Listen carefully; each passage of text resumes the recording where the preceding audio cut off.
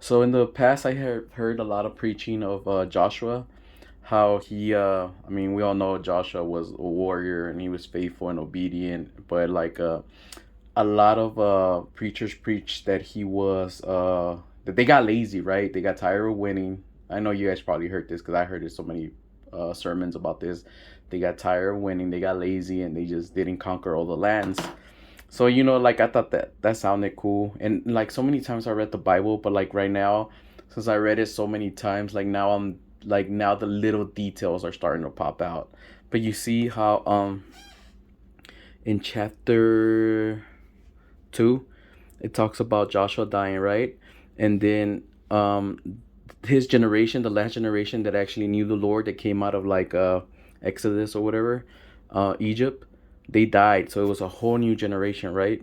Um, but look what it says, that those people that didn't get conquered, those people that they didn't wipe out from the land.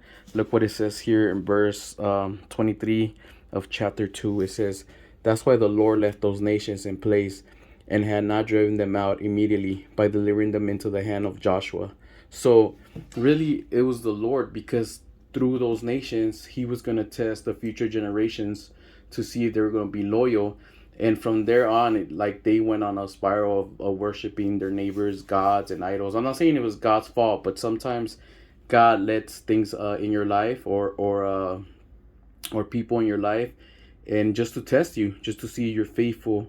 And most of the time, well, not most of the time, but some people fail. I have failed in some tests before, but yeah, that's a good thing to know.